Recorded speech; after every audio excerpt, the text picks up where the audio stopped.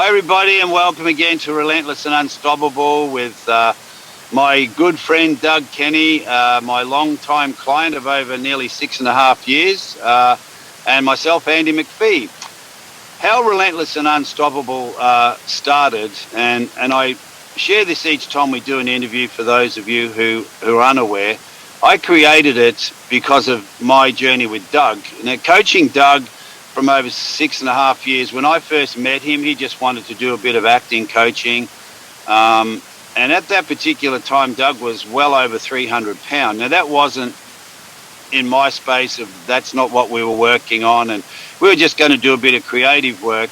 Well, 6.5 years later, Doug's around 195 pounds. He does yoga, weight training, walking, hiking, biking. He's written, we're about to write another book on his diet and how his journey of losing that weight and how it's affected him mentally and physically.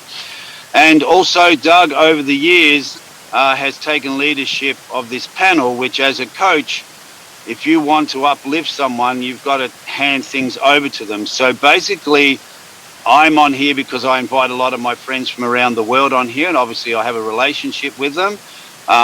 But Doug is the man who does all the logos behind us. He does all the websites.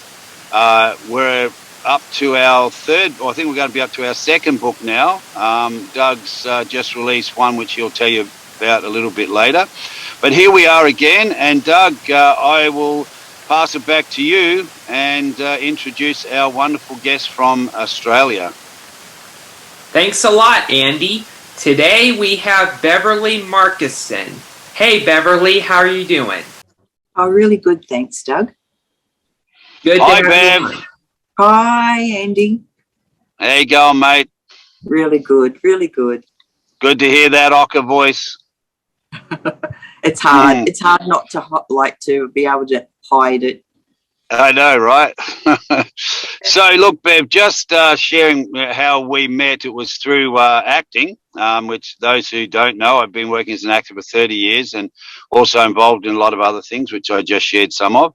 Bev, you just started acting quite late in life. Now, how did that come about that you took up acting? And you're doing quite well at it, may I say. Oh, thank you.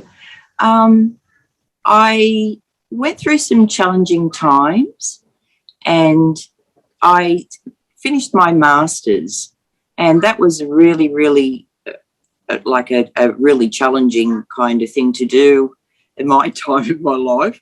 And I just woke up one morning and thought, it was a weird thought I had. I just thought butcher, baker, candlestick maker, and I just thought to myself, I really would like to do something that really would give me so much pleasure. And then I went to a proof of concept movie one night where they were looking for bikers, and I rode up, and from that moment I was hooked. I'd never seen a movie set in my life. I just couldn't get over the skill and the professionalism from the cast and the crew, and just from that moment it just blew up. I've done so many workshops and things like that, and the more I do, the more I want to do. I think I've kind of found my niche, and it really helped me with anxiety. So that's how I started. Yeah, that's awesome. Doug, any questions for Bev? Yeah, what's your cultural background like?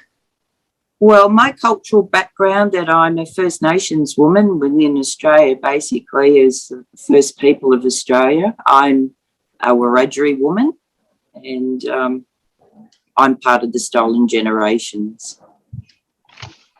Now, can you just explain to some of our viewers from overseas what, I think you call them your mob. You might be able to explain to us, like, we're used to the terms here of like what tribe do you belong with is when we're talking about American Indians, but you refer to it as the mob. And can you explain where those names come from, associated to, the mob that you're with?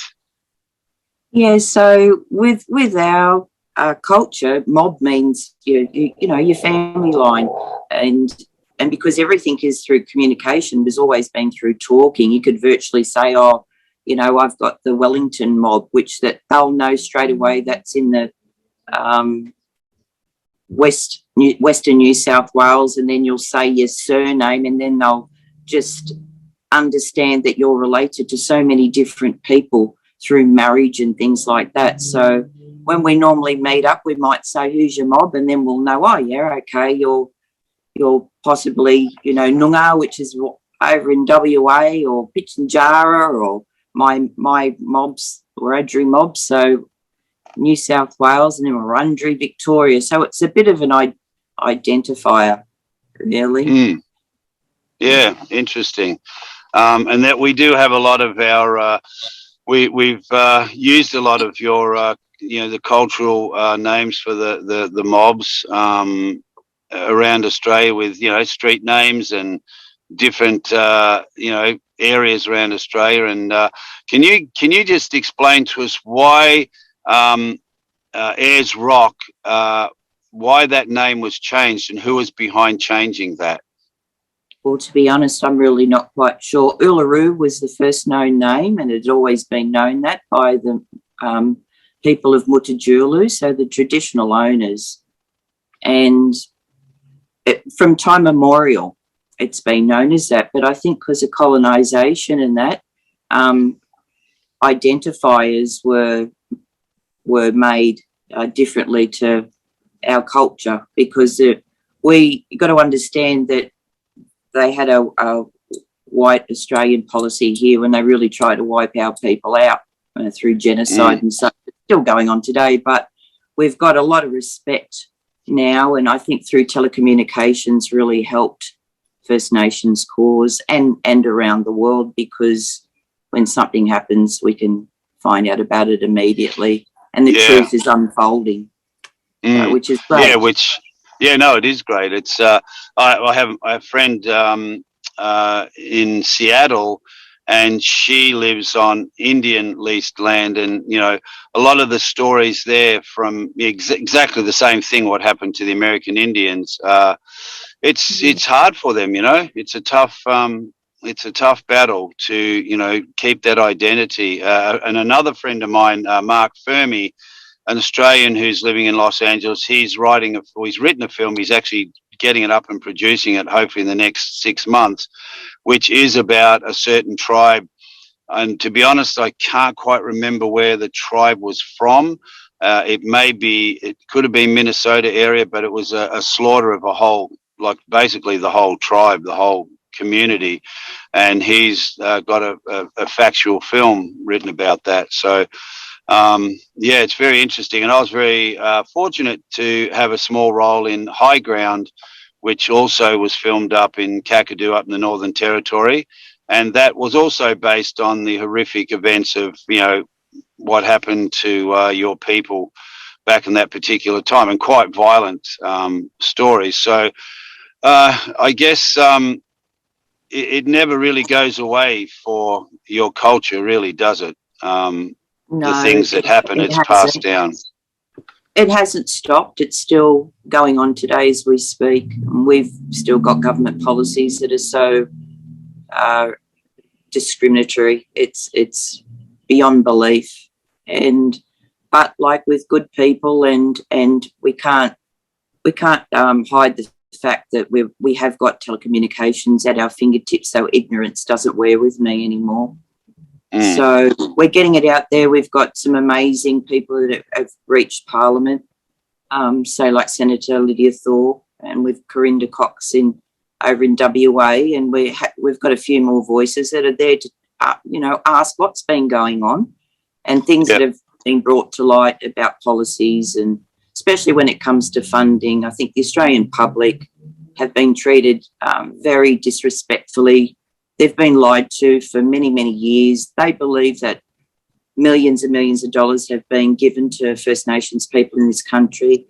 And I can tell you, hand on my heart, that the money's just barely trickling down to them. It's gone to every other person other than non-blackfellas, really. So the Senate started asking questions, why are certain organisations being funded millions of dollars?